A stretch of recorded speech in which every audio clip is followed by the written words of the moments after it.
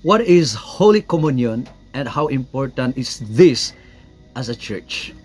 Igsoon mga pangutana kini ug mga concern kini mahitungod sa balaang panihapon, or shall I say Holy Communion, mo kaniyang pinaka-known na term diri sa iglesia. Yes, igsoon higala, labi na sa mga kapasturan ug sa mga kaigsuunang Kristohanon, importante nga mosinati kita ug mo ambit kita ni ining ginatawag natong Holy Communion diya sa iglesia. How important is this? Usa kini pagpamatuod sa apostolic doctrine, apostolic churches. Kini magpamatuod nga kita nagapadayon sa pagtulunan sa mga apostolis nga gitudlo sa ato ang Ginoong Hesukristo. Sa Buhat Kapitulo 2 bersikulo 41 ngadto sa 42, gunya gibautismohan katong mga misagop sa iyang pulong ug niadtong adlaw may mga 3,000 ka mga tawo nga nahidugang kanila. Og milahutay sila sa pagpaminaw sa pagtulunan gikan sa mga apostoles, apostolic doctrine. Og milahutay sila sa pagpakig-ambitay uban kanila sa pagpikas-pikas sa tinapay ug sa mga pag-ampo. Mo kini ang pagpamatuod nga kita nagapadayon sa pagtulunan ni Ginoong Hesukristo nga iyang gitudlo ngadto sa mga iyang tinun-an og mga apostoles. Og kinsa man ang pwede nga mo partake niini o moapil niining Holy Communion, kadtong mga bautismado lamang sa pangalan ni Ginoong Hesukristo sa tubig. Sila ang pwede mo partake. Ang dili pa bautismado, dili pa pwede mo participate niini. Okay? O what are the names given of this ordinance? So naay uban nga pangalan niini. Una, the Lord's Supper. Tungod kay mao kini ang panahon nga nakigsalo ang Ginoo kanila sa mga apostoles. O kung magabuhat kita niini, sama ra nga makigsalo usab kita sa ato ang Ginoong Hesukristo. Diba?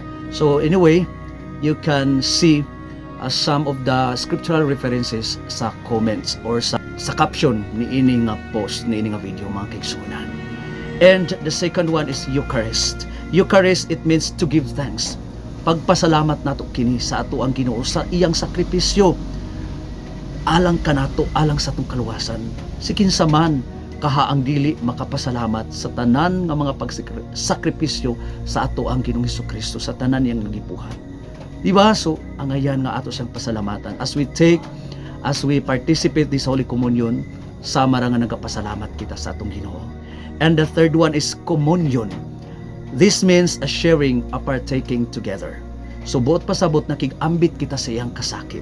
At least man lang igsuon makig-ambit kita, bisan dili kato nato masinati ang hilabihan nga pag-antos og kasakit, apan at least makaambit kita kung kita mo ambit ni ini nga buluhaton. The last one is sacrament. This word comes from the Latin sacramentum, and it means an oath of allegiance, meaning to say ato ang pakigsaad sa ato ang Ginoo.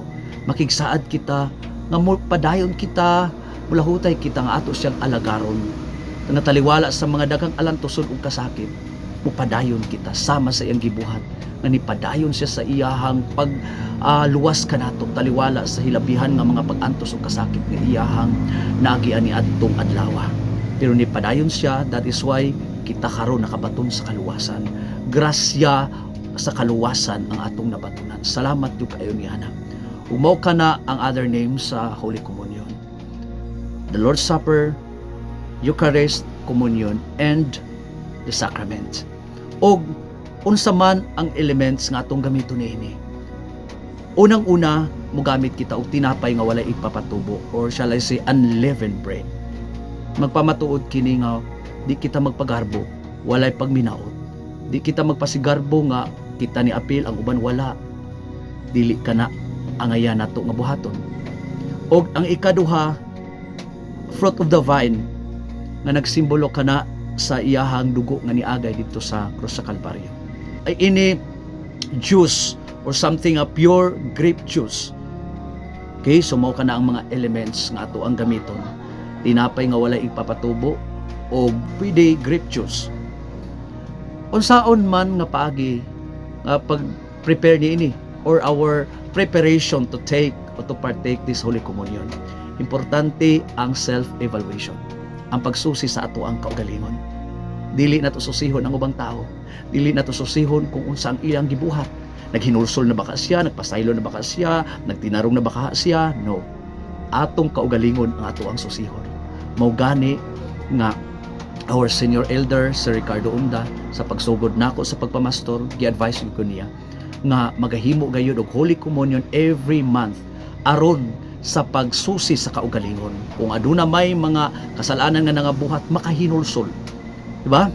Kay masusi man ang kaugalingon, kay di man ni basta-basta nga buluhaton, kay kung atong basahon sumala sa scriptural references nga akong ibutang i-caption ni ini nga video na dinha, daghan ang mga nagkasakit tungod kay dili andam, wala nakasusi sa kaugalingon, ang uban gani ni ana nangamatay. Busa ingon ani ka careful ang pag-prepare para mo partake ni ining Holy Communion. Susihon gyud ang kaugalingon. Kung naay mga butang nga angay hinulsulan, biyaan.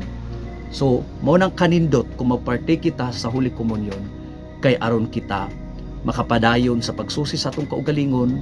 Kung nakapadayon pa ba kita sa pagbuhat og matarong o wala na dili na matarong, so ato na kining mahinulsulan. And lastly, mga kaigsunan, ang ato ang madawat nini kapasayloan sa sala, dugang kusog sa ato ang pag-alagad, mga kaigsunan, o kaayuhan sa bisan unsa nga mga balatian. So anyway, if you have some questions and concerns about Holy Communion, you can chat sa ako ang mga kaigsunan. Last scriptural reference that I will give it to you, 1 Kapitulo 6:53 na to sa 58. Diya na to mabasa kung unsa ka importante ang Holy Communion.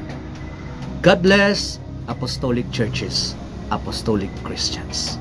I am your Pastor Brother Jones. I'm happy to serve you. I'd like to say, Emmanuel, God with us.